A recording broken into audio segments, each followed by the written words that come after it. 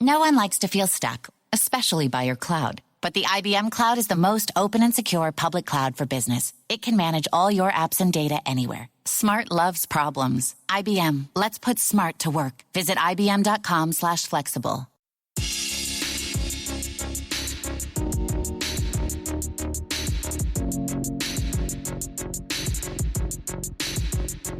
Hey, congratulations. If you've been listening to the McCovey Chronicles from the very beginning, you've done it. You've reached the end. This is the secret prize. You get to listen to DB Firstman and I discuss baseball names for 30 minutes and have fun with spoonerisms and weird stories about players' names, who had the weirdest names, etc. Also, we hear about The Simpsons a little bit, and you get to hear me stammer one last time. This is the last McCovey Chronicles, as far as I know, episode number 89, and I really appreciate everyone who's listened. We've had a very solid base of listeners from the very beginning, and that hasn't waned even when we've gone on long hiatuses, and even when it didn't look like I was going to keep doing this. I wouldn't say this was a labor of love. It was an interest, and I always thought it was a faster way for me to churn out content initially when I was writing for Grant. And then it just became this thing that I kept doing. And it enabled us to talk to people like Brian Srabian, Grant many times, obviously, and get Doug on the phone, and Sammy and Roger. A lot of people from the site who I thought had interesting things to say, but not always the time to dump it into a well-composed, written, edited article.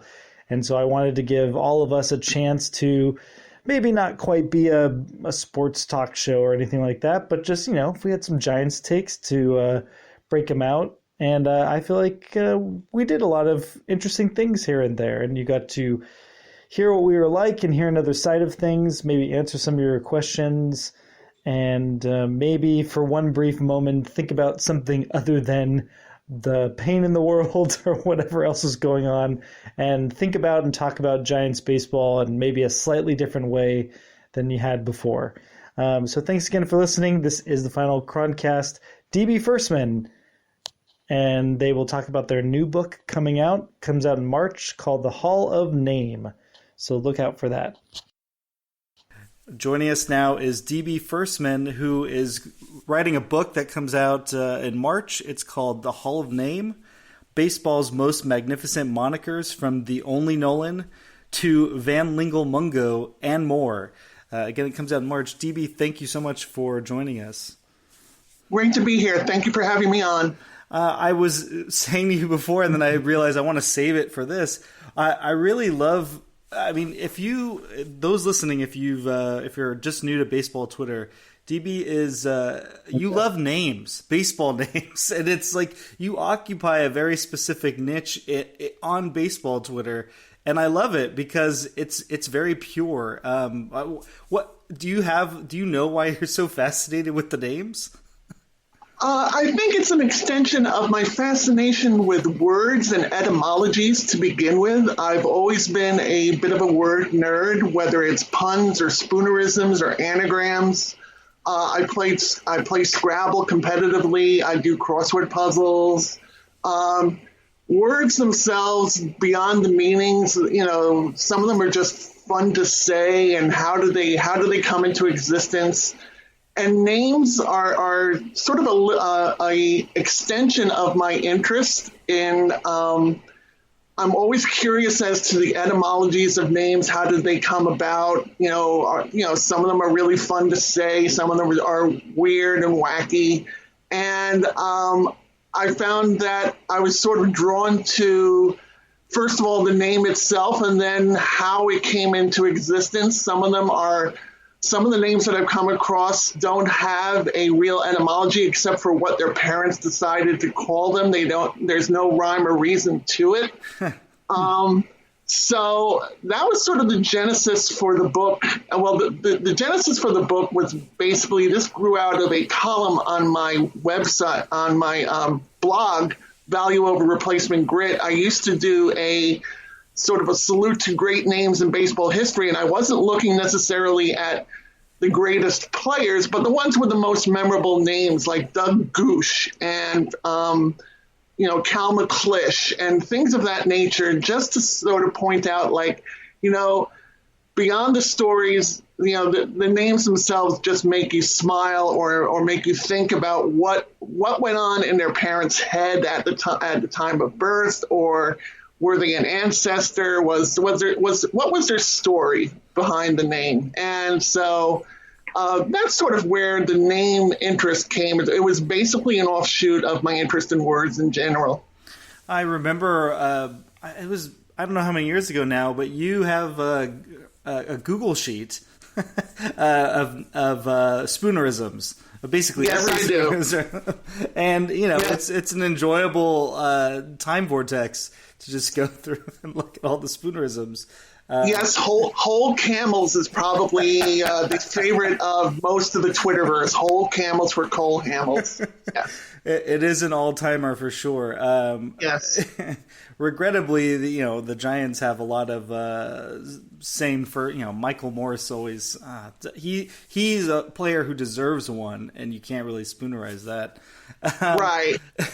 So yeah, the book that you're writing. I mean, this is going to. The people aren't going to know about the Gooshes of the world unless they pick up this book, really. But how many names are we talking here? Like a ballpark figure for what people can expect? I've profiled 100 names. They are all inactive players. I chose to work first on inactive players because it was my first book, and I figured there would be more profile and biographical information on players who have already played the game and had their careers. So it would make it easier for me to research and write about. And so there's 100 names, and they span from the 1870s through 2010. And there are all sorts of names. There's names that are anagrammable. There are names that are alliterative, names that sound naughty, names that are just silly, so I picked a smorgasbord, a sort of potpourri of name qualities to profile here. Well, I think, that pretty much speaks to what baseball is too. I think that's the part that I'm so fascinated by, is just simply that they were able to kind of capture the spirit of the game in a lot of ways. There are vulgar players, there are, naughty players, there are really weird players, fun guys who live life and they have a name that matches it. Do you have fond memories of baseball growing up? Is there like a distinct connection? Like, I'm imagining the first game or two that you went to, there was just a name that stood out to you. Or there was just something about the game itself that immediately connected to the your fascination with names, with words. Well, let's step back a moment and take a look at my interest in baseball. My interest in baseball was basically fueled by my father. My parents were divorced when I was 2. My mother had custody of me. My father would come and visit on weekends, plop himself down on the couch and turn on the Yankee game. And for somebody who is 6 or 7 years old trying to relate to the father they barely see, I realized that if I was going to relate to my father, it was going to have to be through baseball and through the Yankees. So I started watching with him and sort of absorbing what the game was about and learning about the beauty of the game in terms of, strategy and athleticism and things of that nature. And I wouldn't say I was focused mostly on names at that point.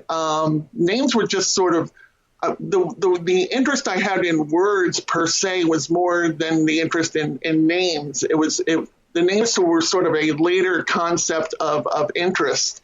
But my interest in baseball was fueled by my father. It was really the only way I could reach him. Unfortunately, he had mental health issues. He was paranoid. He was delusional. He was agoraphobic. And the way to reach him and the way to relate to him was through baseball, and that's so baseball has been a part of my life since very early in my childhood. And, my father has passed on, 25 years now, but baseball has always been an integral part of my life. And my interest in names is just sort of my quirky nature. It's just an outgrowth of my quirky nature. It's an extension of my interest in words and wordplay. And I don't know if I have a early memory of a great baseball name. I mean, growing up, there was in the early '80s, there was Billy Joe Robideau. From the Milwaukee Brewers, it rolls off the tongue, and it turns out he's from Massachusetts, and how many Robideaus are in Massachusetts? It's a very French provincial kind of name, and he's growing up in Massachusetts, and so there's great stories behind these names, and that's where I get my kick from. It's just learning the origin stories of some of these players.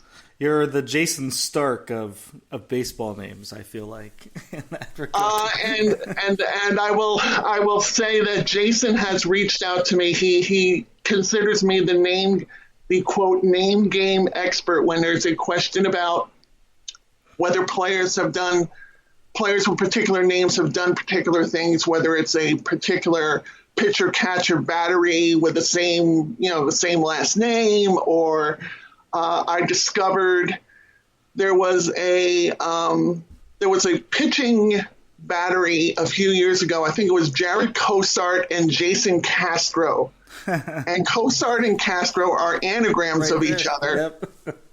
So I researched, because this is what I do. I researched to see if there was ever another battery which were anagrams of each other, and I came up with Matt Noakes and Randy Nosek from the mid-1980s as the only other anagrammed battery in Major League history, and that's what I do for fun. I don't have much of a life, but I do have fun doing that. I really think that's what I love about baseball so much, and I get stressed out personally about what the focus tends to be on. But DB, you're the love of the game. That's the whole reason why we congregate online and talk about it and commiserate and obviously get upset about it. But there's so many dimensions to it. That's why I said it's very pure, and so I enjoy it. I hope there's no shame when you say this is what I do for fun. I think it's great, and obviously people who look at the game, it's like Jason Stark or the Ken Rosenthal's of the world. They're going to get caught up in the business of it, and sometimes they might forget that there's this whole other dimension that makes the game really what makes it enjoyable is the people. Thank you. Thank you for your service. Thank you. I'm glad to serve, and I'm glad people appreciate it. I will step up for Jason and say that his useless information column on The Athletic is another tip to the beauty of the game that is not necessarily about the business of baseball. It's about the wild and wacky statistical quirks that come about in every game. And so Jason, I think, is a kindred spirit, and that's why I asked him to write the foreword to the book. So that's an extra special bonus. You're going to be getting Jason Stark's foreword for my book.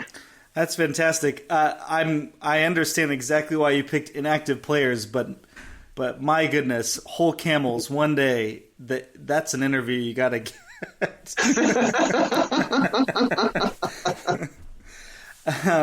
Yeah, well, I mean, I'm doing these last run of podcasts, and I am asking everyone the same set of questions. So I'm going to take a brief detour into the business of baseball.